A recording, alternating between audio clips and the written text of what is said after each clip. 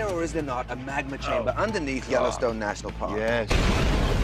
And is this magma chamber of sufficient size that if there was an eruption there, it could potentially be rated as a super eruption? Could, right? Precisely, could. If there is an eruption, then there is a good possibility that it's going to be a moderate one. This isn't enough, Rick. If there's even the slightest chance of this happening, I want to know what that means. And we would be looking at between 2,000 and 3,000 cubic kilometers of rock, gas, and ash erupting across the United States in a pattern that looks like this.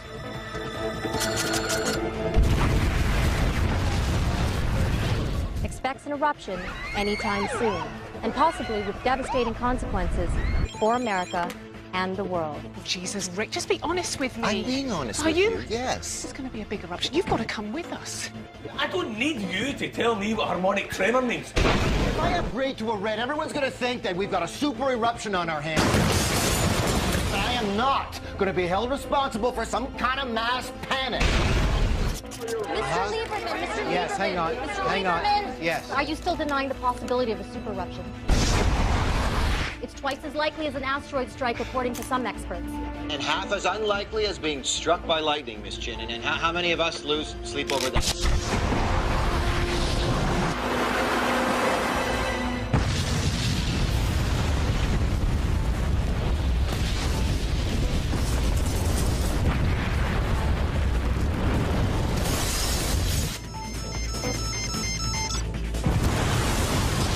Field office. The captain hasn't turned the fasten your seatbelt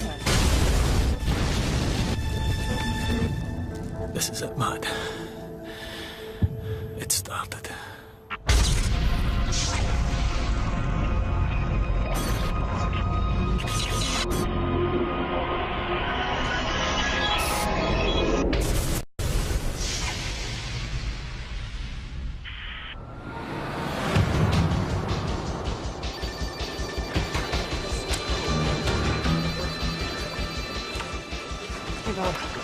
Nice dress. I'm sorry to haul you away. No problem. Who have I got from USGS? No one. What? You can't get through to the field office at the moment. Hey, Dave.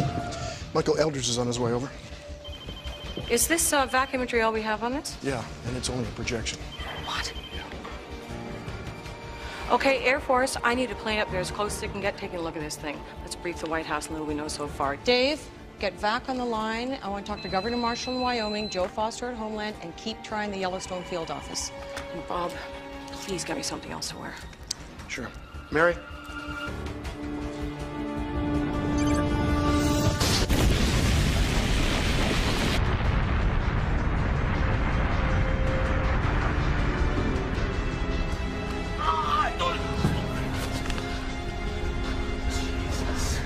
You got the chopper. You need to take a look, man. You need to see what's going on. Make contact with Dave. Let him know what's happening. Go. Okay. There are two kinds of volcanic eruptions, red and gray. In a red eruption, the magma, it's actually called lava when it's erupted, flows freely from the ground. You've seen it on TV, this slow-moving flow of molten material. It's damn destructive in its own way, but slow, very slow. You can literally outpace a lava flow without breaking a sweat. Not so with a gray eruption. What you have there, you've got magma trapped by overlaying rock, okay?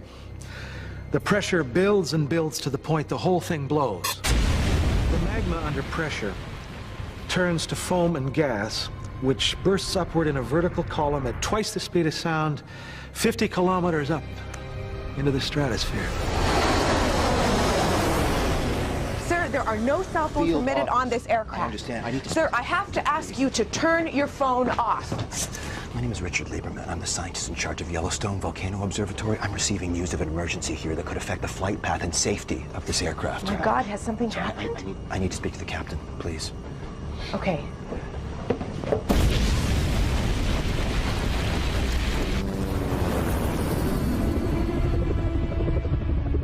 Dave, come in, Dave. This is Matt. Damn it. Dave, this is Matt. Hey, Matt, it's me. I'm heading out to Bozeman. Where are you? Just to the northeast of Norris. What are you seeing? Oh, it's a single vent. Moderate size for the moment. How far from Bozeman are you? About an hour. Okay, listen. Rick is on his way back from Washington.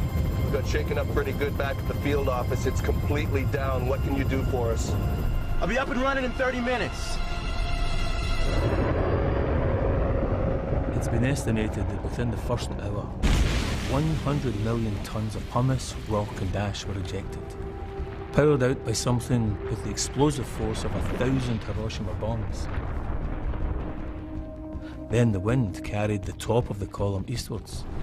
Within an hour or so, pumice and ash began to fall in towns hundreds of miles away from Yellowstone. Cody, Billings, Idaho Falls, Bozeman, where Dave was. Can you give me a hand? I just got a few things in the back of the truck to unload. Thanks a lot. Rick! Rick, it's Dave. Dave, listen. Has this seismic activity, has it triggered an eruption? Yeah, Matt said it's a single vent. Okay. Dave, I need to determine the size of this vent. I need to do that as soon as possible, all right? All the equipment's down, and Matt can't get a clear view from the chopper. Just put that down anywhere. I'm booting up a link to... Please, tell me you have a high-speed data port. Oh, yeah, it's right over there. Oh, thank God, thank you. Sorry, Rick, yeah. I'll have a satellite uplink in a few minutes. Should be able to see the ash cloud, and I'll patch in the back. Okay, listen, Dave, I need you to talk to Michael Eldridge in Washington, okay? Get a hold of him, just, inform him about what's happening, and tell him that we need him to declare red level 3 emergency, all right? You got that? Red level 3. I got it. All right, and if this vent gets any bigger, anything else opens up, then I need to know about that, Dave. Will do, boss.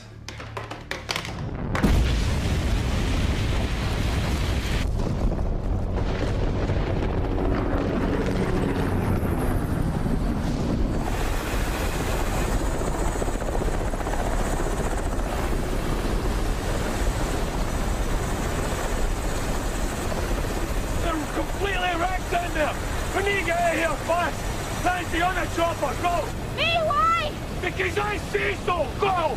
No, you're hurt, Doc! We'll take the truck! You go! You go! You need a doctor! Right, Sigma!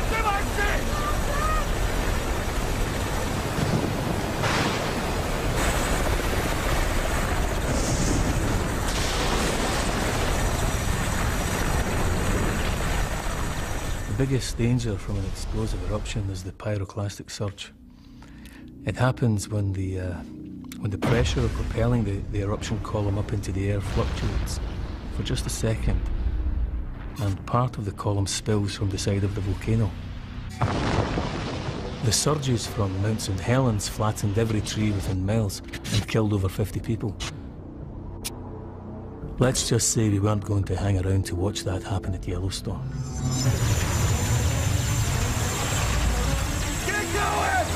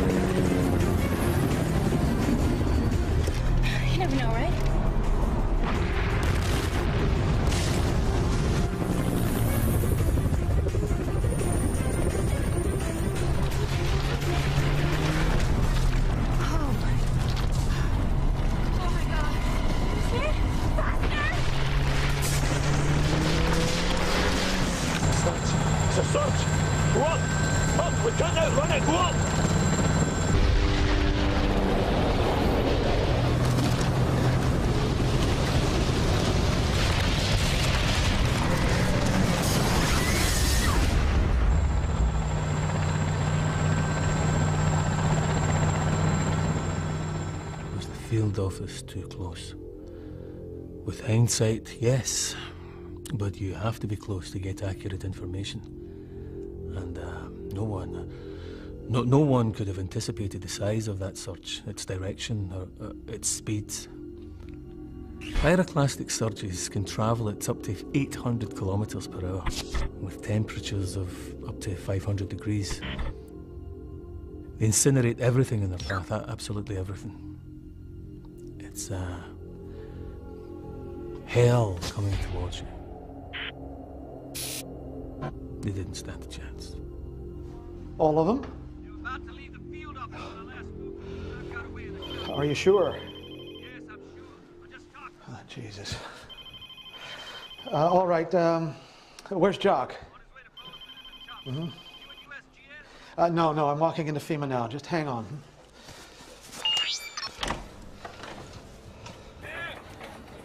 Listen, I'm going to pass you over to Wendy. I've got Dave Price on the line. He's in a backup field office in Bozeman. Okay, let's patch him through. Everyone, this is Michael Eldridge from USGS. Dave, this is Wendy Rice at FEMA. Do you have any update on the size of the eruption? Yeah.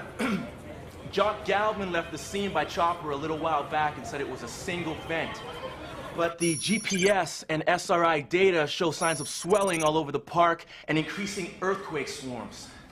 My guess is it's only a matter of time before we see new vents opening up. Thank you, Dave. Stay on the line and keep us up to date. Will do. Denver, bring all USAR teams to standby. Inform Governor Marshall this could be bigger than anticipated. Are we recommending evac? It's his call, but we're advising against. It's safer inside than on the highway. Well, as I was saying, our flight plan has us about 348 nautical miles south of Yellowstone at our closest point. So if ash from your volcano does head our way, the Volcanic Ash Advisory Center will divert us long before we get anywhere near it. Okay. Well, how often does VAC check the satellite? About every half hour. We can put in a call now for an update. Would make you feel better. Yeah. I'd appreciate that. If you'd keep me informed. Sure. Thank you.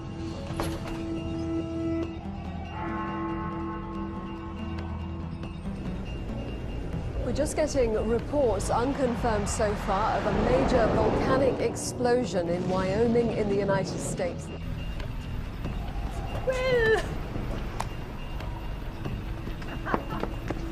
Early reports from Wyoming say the eruption has killed literally thousands of people. Many cities near the volcano in the Midwest have been destroyed. Authorities now fear a humanitarian catastrophe on an unprecedented scale.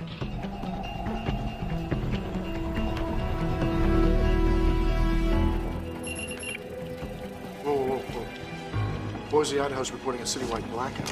I'm getting reports of rolling blackouts west of Yellowstone. Ash fall on power and relay stations. Okay, tell our FEMA offices in Montana, Nebraska, Utah, and the Dakotas to shut down their power grids and switch to backup generators as of now, and make sure those generators are protected against the ash. I'd also advise them to shut down all air conditioning units. The ash will get everywhere. Okay. All federal buildings need to seal up and start recycling their clear air.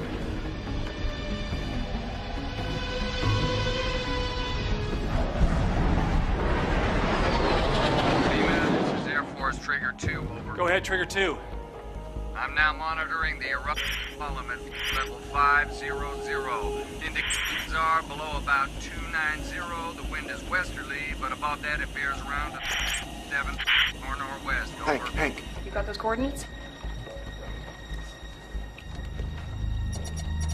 290, the wind is westerly. Directly across major commercial air routes. Hank, I want all airspace across the central USA cleared and put east and west coast on standby. Michael, where is your guy? I need him here. Rick Lieberman? Yes. He's in there somewhere. He was flying back tonight. Okay. Anyone need some blanket? Here you go.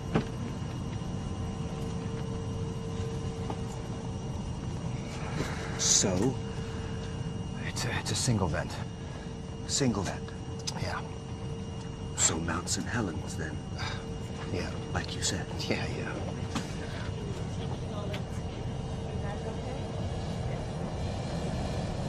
What's that? What? That smell. Sulfur. Oh, Jesus.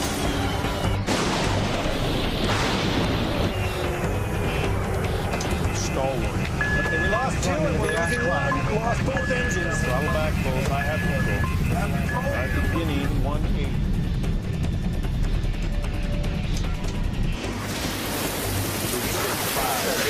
Mayday. We lost both engines.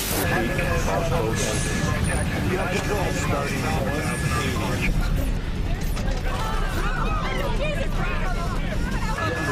Denver Center, this is Harper Hill. Sir, take your seat now. Lost both. Mayday.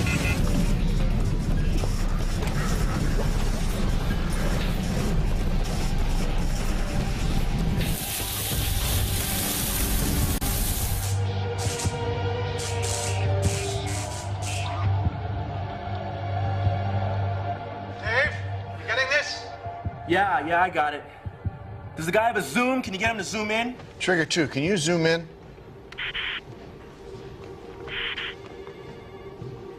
Wait. Oh. Hey, you see that, Michael? Another one! Yeah. Yeah, that's vent number 2 opened up now. While it was just a single eruptive column, there was still a chance that things would be okay. But the second eruption, clearly there was so much magma and pressure in the chamber that it couldn't vent through a single column. Instead, the whole caldera began to unzip in a series of smaller eruptions. Once that started, we had no idea how long it would go on for. Days, weeks, months. We just didn't know.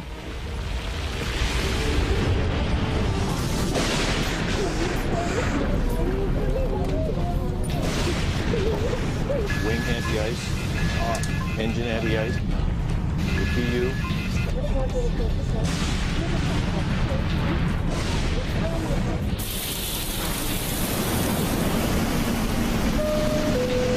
Ladies and gentlemen, this is Captain Frank.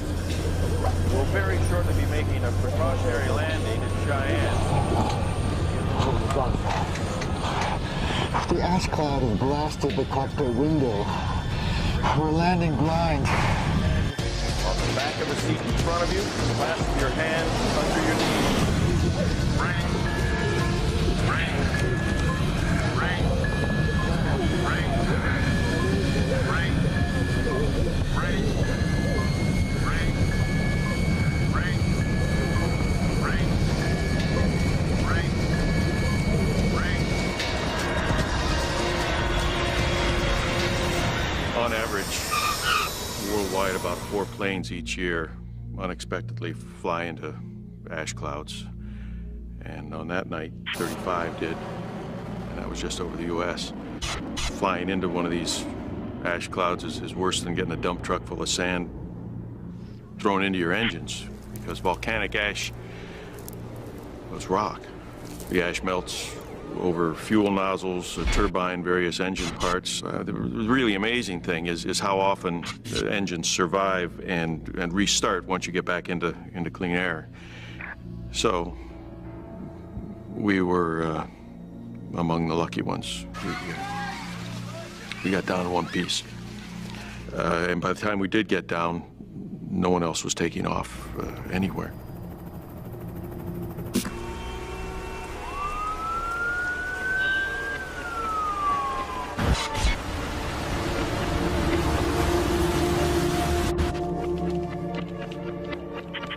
We're getting reports of large numbers fleeing into Canada along Interstate 15 and 29. Lincoln, Nebraska is on standby to evacuate. Stand them down. I need to clear those roads and get me a transportation update on the Coast Guard. The Air Force is evacuating its planes out of bases at Minot, Grand Forks, Ellsworth, Nellis, Kirtland, Offutt, Peterson, Edwards. Is there anywhere they're not evacuating? The East Coast, basically. Wyoming's declared a state of emergency. They've asked for a federal disaster to be called. Did you get that, Denver? Guys. Hey, guys. Looks like we got another vent opened up. Oh, God, 3 vents open. Michael, how bad is this going to get?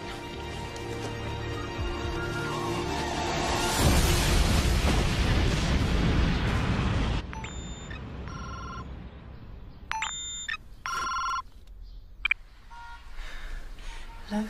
Hey, it's me. Rick, where are you? noise? It's sirens. Listen, Yellowstone's erupted. What? I can't talk now. I'm with Ken, and we're making for the FEMA office in Denver.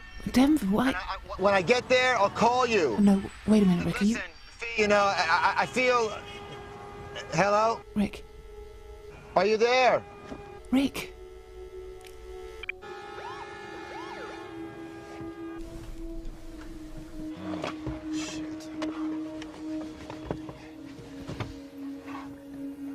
Initial reports suggest that a team of scientists from the US Geological Survey, who are monitoring the site from a field office within the park itself, have been killed. The local towns of West Yellowstone and Bozeman are being evacuated amid scenes of panic and confusion. Well, meanwhile, the growing ash cloud is spreading south and east from Yellowstone, raining down its potentially lethal contents across a vast area. The ash is bringing the roads and freeways to a total... Find military installations. What are you doing? Hang on. Okay. Okay. There is a military installation about 4 clicks this way. They might have a comm links to FEMA. We're not gonna walk. We can't stay here, Ken. Pop the trunk. No, Rick, for God's sake, Rick, it's volcanic ash. We can't go out in it. When Vesuvius erupted, the people of Pompeii stayed in their houses. How do we know that, Ken? It was preserved in volcanic ash.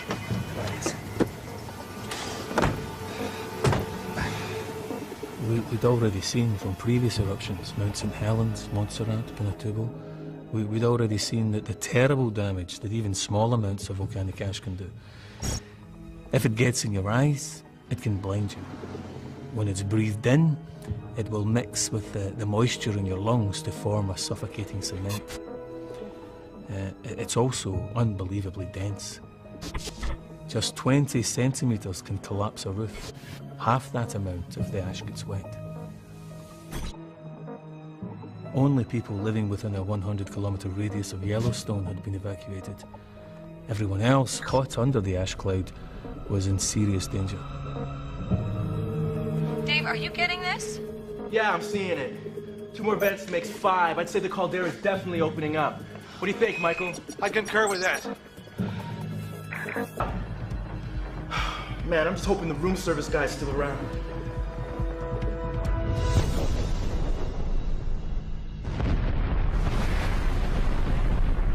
Mum, I'm off to the shops. I won't be long. But it's not even 8 o'clock yet. Yeah, I want to be first in the queue. What makes you so sure there's going to be a queue? This is London, Mum. There's news of a coming crisis. Of course there's going to be a bloody queue. Hello? No. Thanks for letting me know. Yeah, okay. Bye. That's Rick's boss. We're still trying to locate him. Don't worry, darling. I'm sure it'll be all right. I'm Mum, he's under the largest ash cloud ever witnessed. So is Ken. Do you not get it? I'm sorry. I'm sure you're right. I won't be long, okay? Keep an eye on Will.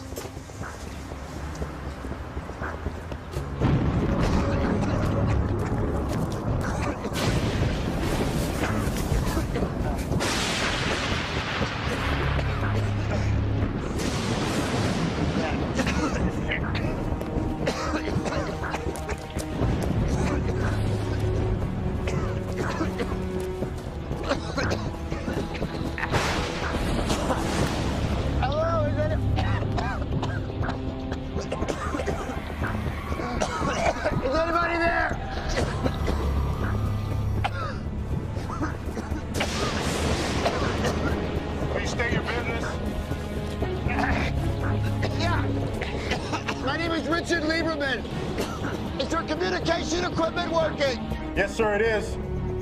You need to contact Wendy Rice at FEMA in Washington. It's Richard Lieberman, YVO. So hold on a second.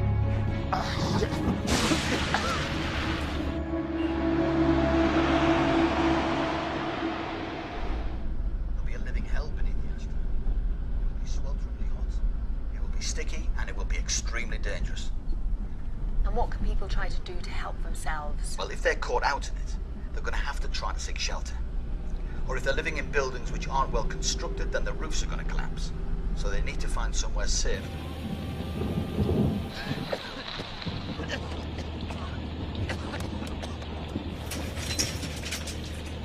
Yeah. She's here. Don't hang out. Wendy. Wendy Rice. Let him in. Give him anything he wants. They found Rick legally.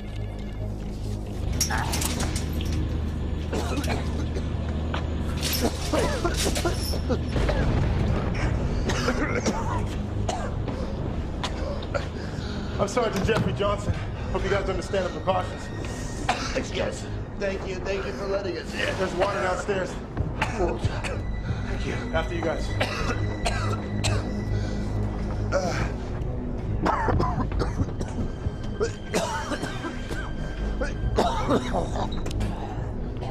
Follow me. What is this place? It's an old Cold War bunker, sometimes used as a relay station for NORAD. Are you based here? No, sir, I just service the equipment. I tour all these sites, spent 2-3 days in each one. You've got food and water? For 5 days. For one man. Meanwhile, panic buying strips shelves across the Midwest as fear grows over the duration of the Yellowstone eruption. Financial markets have been... 臨時ニュースが入ってきました。アメリカ・ワイオミング州イエローストーン国立公園の巨大噴火はやっと沈静化した模様です。 12 aún es la escala de la erupción. Las próximas horas serán críticas. Estados Unidos se prepara para soportar. This is what I call a GG, a global geophysical event. It's going to affect everyone on the planet. The government has to start planning now for how we're going to eke out the supplies we have because, well, we really are in for a hell of a time.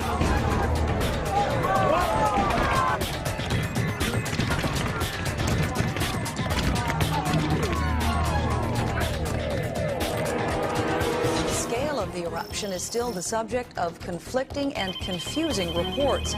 While officials claim it is the small to moderate event predicted, the ash cloud has spread well beyond the area that's been evacuated, prompting fears that the eruption is much bigger than anticipated.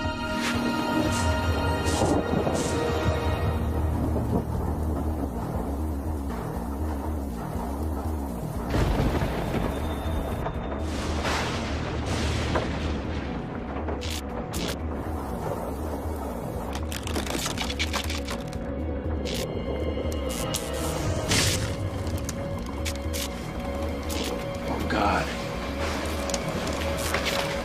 I can't believe I forgot about that.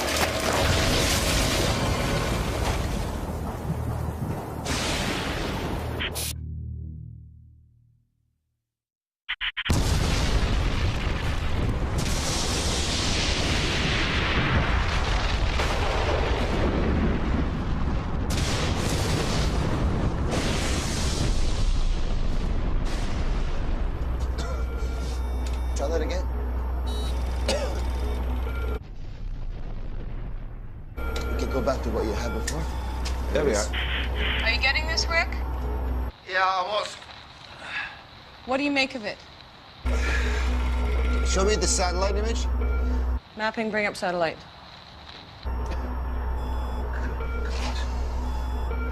Okay, go closer. That's amazing. Okay, can you give me the thermal image?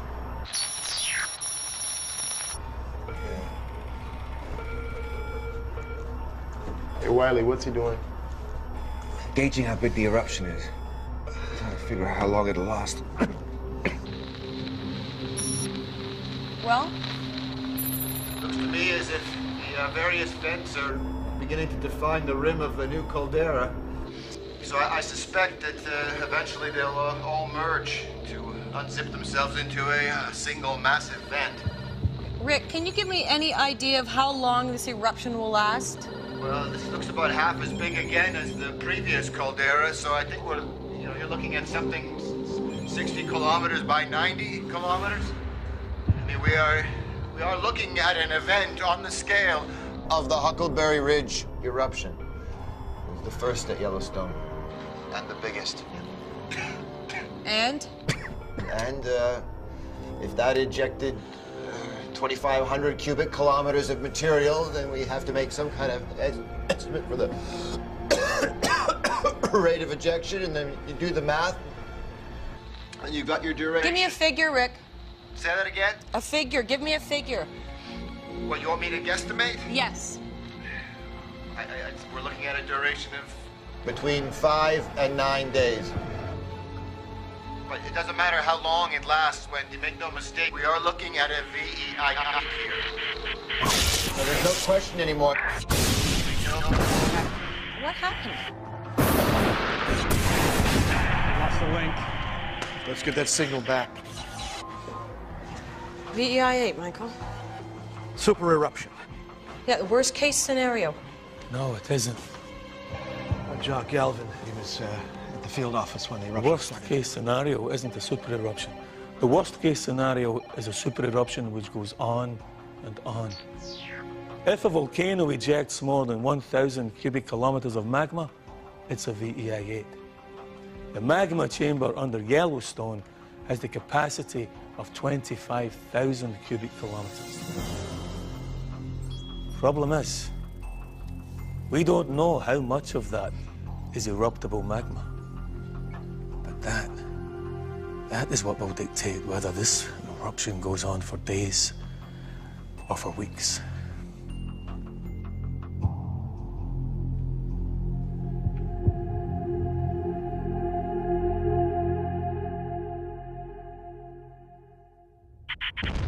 By day 3, the volcano showed no signs of slowing.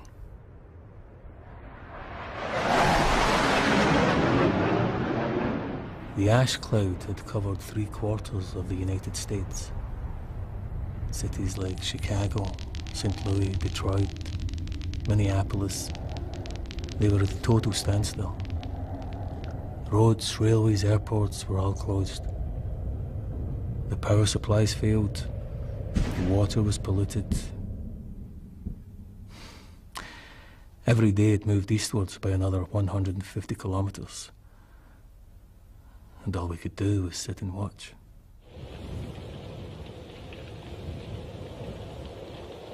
So you guys are brothers-in-law? He married my sister. I didn't approve. She needed some sanity in her life. Oh, well, she got that, didn't she? Married to a man now who walks on top of an enormous volcano.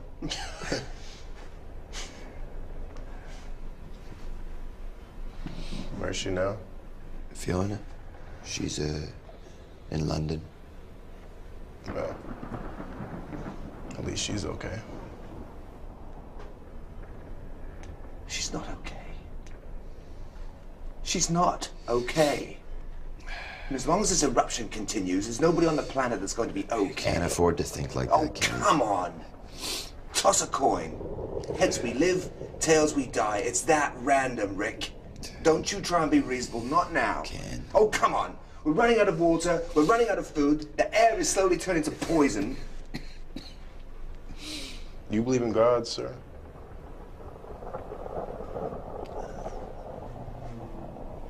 God? Yeah.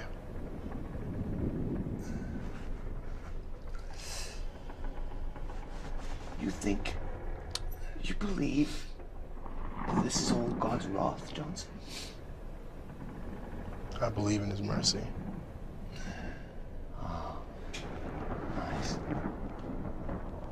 Well, you can go outside and you can tell those hundreds of thousands of people who have just died in this sudden cataclysmic eruption of God's mercy. It's not helping. I'm not Ken. trying to help, Rick.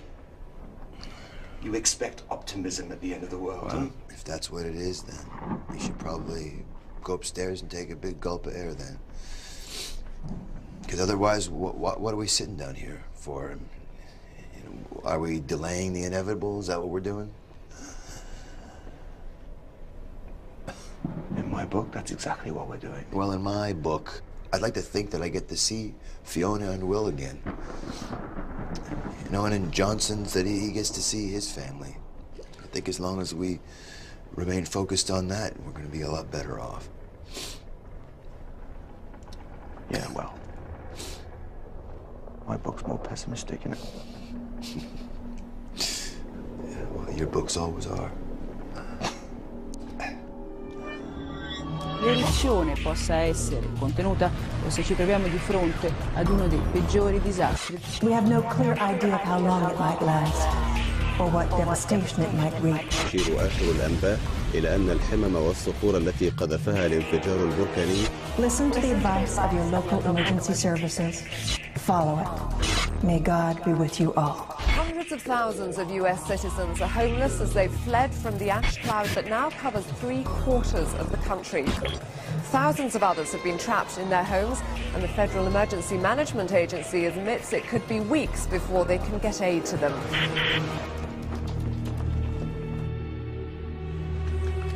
Good morning, sir. Morning. Morning, all.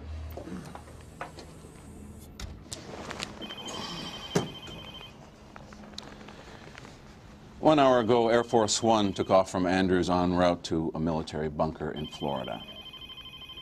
That information does not leave this room.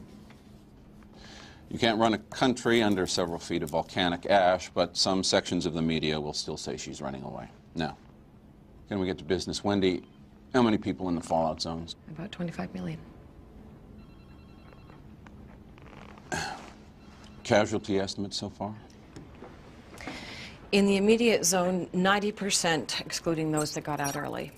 In zone 2, we estimate 10% mortality. That's approximately 35,000 people. Zone 3, 5% mortality. That's 122,000 people. Zone 4, 3% mortality, 85,000 people. Zone 5, estimate 1% mortality, 220,000 people. Total estimated deaths for the first week, 462,000. And that's assuming Zone 1 is clear. These are all from the ash? Mainly. Either directly from ash inhalation or indirectly from roof and building collapse, power failures, especially in the hospitals, ash-related accidents. Sir, standard advice to people was that they store enough food and water for only 3 days. Today is day 3. Then what are we going to do? Oh, excuse me? Wendy Rice. Look, even when it ends, we won't be able to fly for weeks with the ash still blowing around. So what are we actually talking about? You find a way. You don't just write off 25 million people. Good. Put him through. We've got Rick Lieberman here. Rick, can you hear me? Yeah, hang on. Yeah, we got you. Rick, we have 4 more vents open since yesterday. All right. Has Dave been able to model these? We can't raise Dave. What's that? Say that again. I'm sorry, Rick. We can't raise Dave. Secretary Foster here, Rick. We need to know how long this eruption is going to last so we can plan how to rescue 25 million people. With all due respect, Mr. Foster, I think you've got to change your game plan.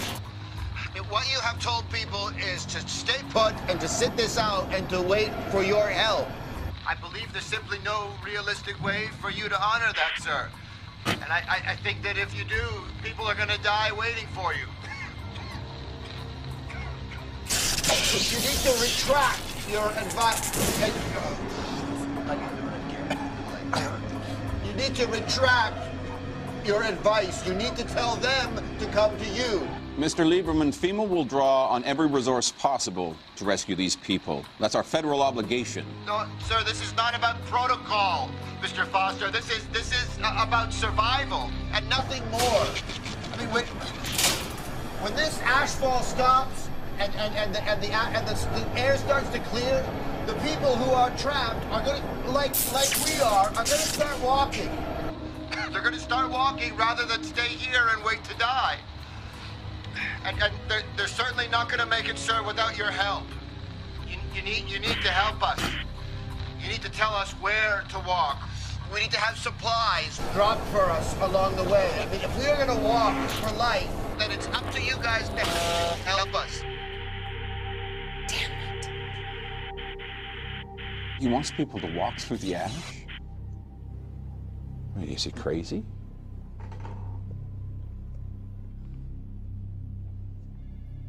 The added complication was that 8 out of 10 FEMA centers who would normally help to coordinate the rescue were out of action because they too were under the ash cloud. It was only the very eastern and western coast with a very fine covering of ash who were still functioning. So we had to look outside for help with our allies, South America, Europe, Australia. But you see, it was about that time, 3 to 4 days in, that people outside the U.S. started to wake up to the fact that this wasn't just our catastrophe. It was theirs too. They could see it because that was the time it took for the sulfur aerosols from Yellowstone to go right around the globe and start a global disaster. Meanwhile, the first effects of the disaster are being felt closer to home as skies turn red over large areas of Britain due to the huge concentrations of sulfur dioxide released by the eruption. Ashfall has been reported on cars and buildings all over the country.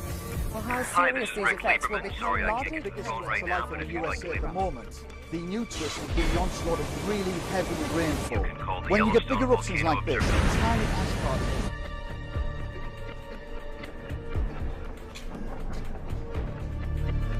act as a nuclei for water droplets, so you get torrential rain. Hundreds of thousands of US citizens.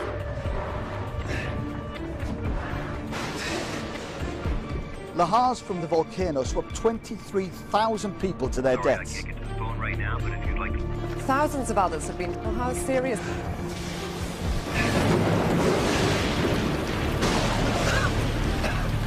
These effects will become largely depends on how long the eruption continues. Where are you?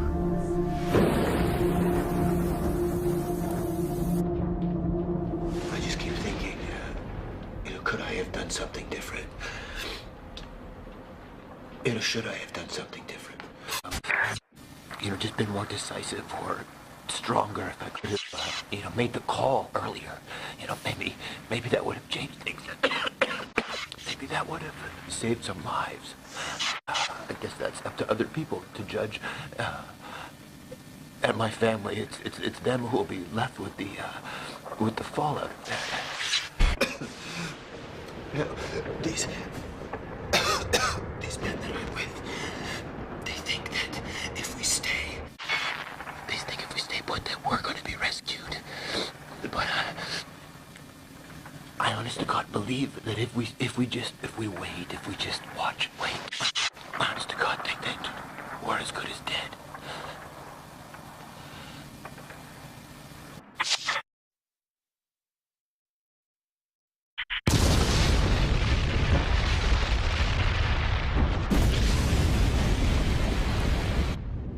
By day 5, over 2,000 cubic kilometres of ash and pumice had been dumped across the United States.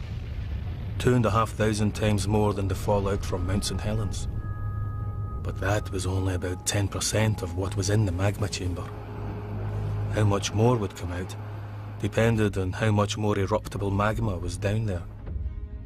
The country was already on its knees. Thousands of people dead, millions of others homeless. If it didn't stop soon, well, let's just say we were running out of options. We have just received reports that Mexican authorities closed the border 4 hours ago. According to aid workers in the area, 3 million people have now gathered at the Mexican border, many of them without shelter, food, or money. Maggie Chin, KCBZ News. They've closed the border? To U.S. citizens, yes. That's totally unacceptable. They're condemning people to death. The Mexicans say they can't cope with the numbers. Well, we're gonna have to kick some ass. Well, I think the president might feel that right now is a bad time to invade Mexico, Bob. Can we move on? Yes, sir. All right, our best case scenario is if the eruption stops in 2 days. If that's the case, access to zones 1 and 2 won't be possible until at least 3 to 4 weeks after that. So it's unlikely we'll find any survivors. We can start supply drops into zones 3 through 5 about 2 weeks after the eruption ends, if the weather is with us. But it's going to have to be piecemeal, depending on whether the satellite can find clean skies for the aircraft. That's too long. What about Rick's walk to life? We can't advise people to walk through the ash. It's just too dangerous. So we asking people just to sit there and starve to death? There are hundreds of thousands, maybe millions of people stumbling around out there, looking for help.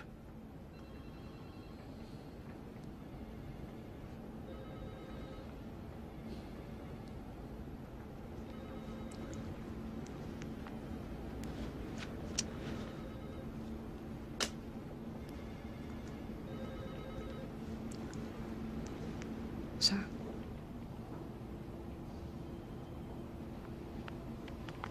All right. We'll go with walk to life. I need to hear a plan out of this room as to how to do that fast.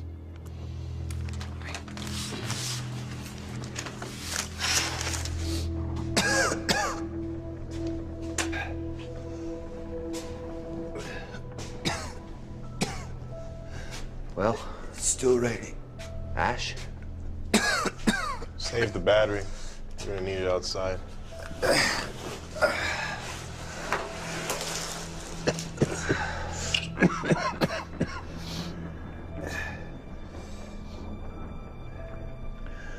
Johnson. Yeah. Won't the Air Force be looking for you? For me? Yeah, you know.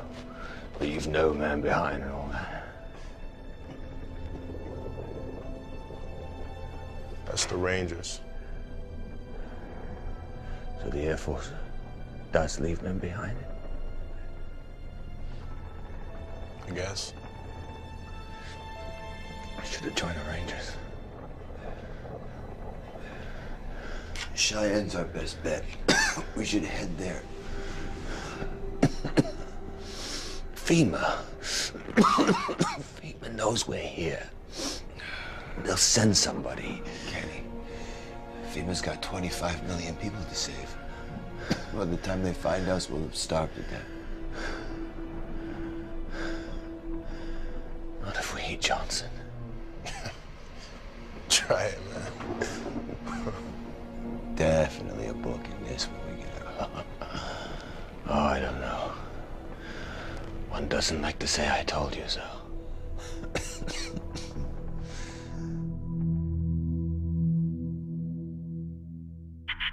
We assumed that when all the vents merged together to form a new caldera, then the pressure would drop and the eruption would stop. That was our thinking.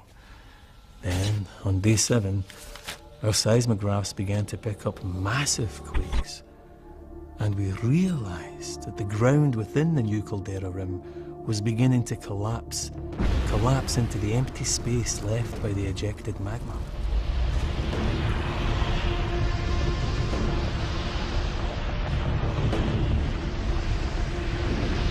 That's all the major drop points. The Pentagon has 45,000 pallets, 800 planes, and 560 choppers ready to go as soon as it's safe to fly. Information leaflets? With the ash jumpers and in all the pallets. You need to see this.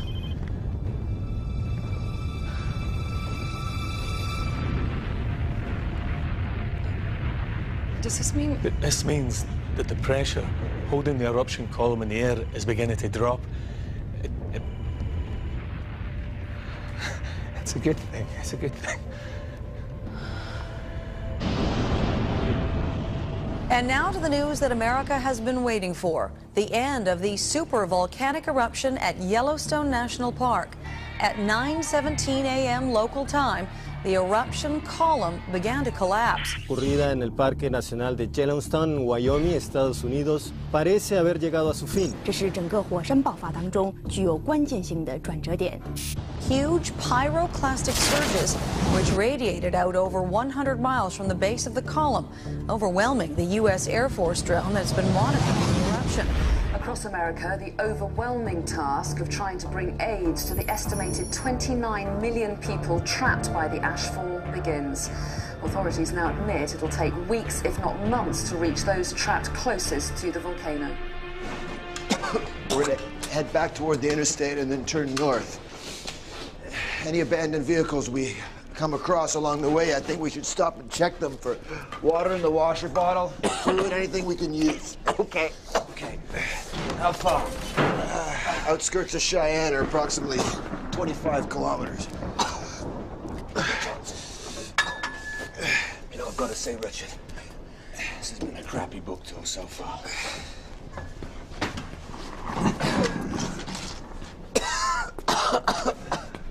Flashlight. Ready? Okay. Come on. Going up.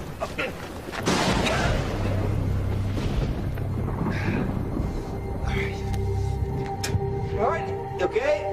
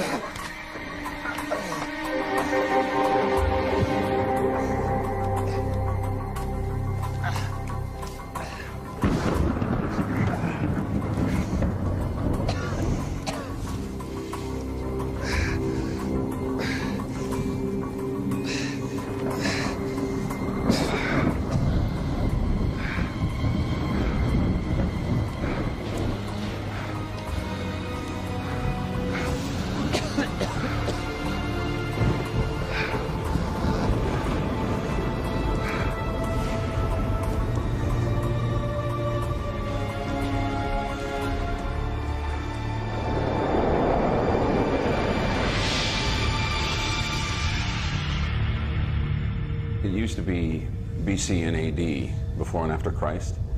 Well, now it's BY and AY, before and after Yellowstone. Before and after the world changed out of all recognition. Suddenly, utterly, irrevocably. The global effects were not fully felt until a month or so after the eruption had stopped. Billions of tons of sulfur dioxide ejected by the volcano wrapped their way around the northern hemisphere, cutting down the sunlight. Within weeks, temperatures started to plummet, as much as 20 degrees in some places. Then the aerosols jumped to the equator and started to cool the southern hemisphere. The monsoon failed, adding drought to the bitter cold.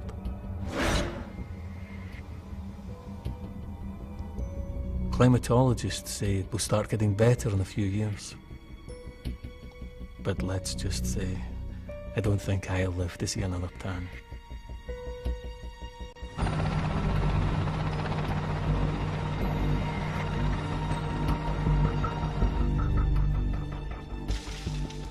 Clear up the scale of what we still have to do all this time on. 80% of the USA covered by ash. 20% rendered unusable or uninhabitable. Cities and towns permanently abandoned. Billings, Cheyenne, Denver, Salt Lake City. I don't know how we've kept going, to be honest. I mean, just the animals. The livestock. Millions dead. Rotted where they fell. And the people.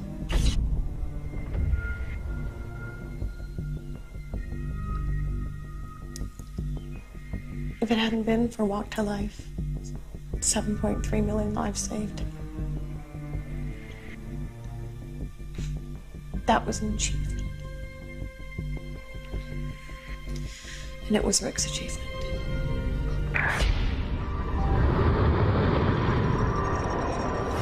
Not knowing was the hardest part. He called from Cheyenne, from the airport, with Ken. And then I didn't hear anything.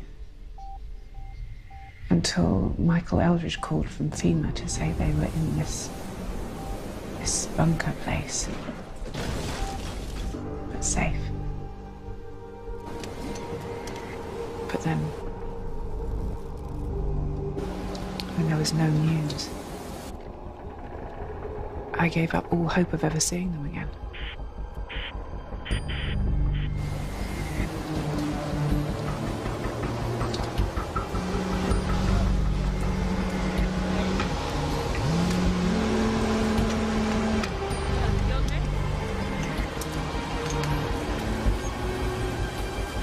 sir. I believe this is yours.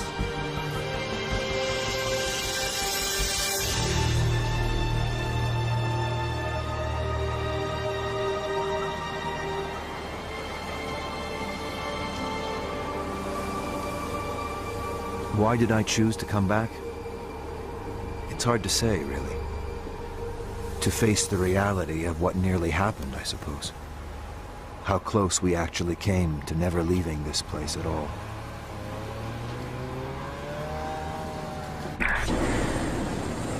We were picked up in Cheyenne. And when the ash finally stopped falling, we were transported to Denver, where we waited with thousands of others for our turn to be rescued. It would be 3 months until the transatlantic routes opened up again, and I made it back to my family in England.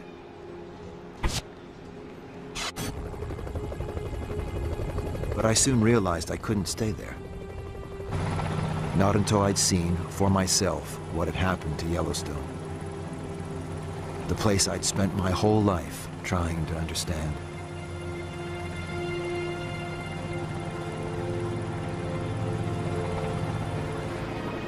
Things will get better. They will, eventually. Nature will recover. The world will recover. This, after all, is not only how life ends, it's also how life begins. And one day, someday, Yellowstone will erupt again. But not on my watch.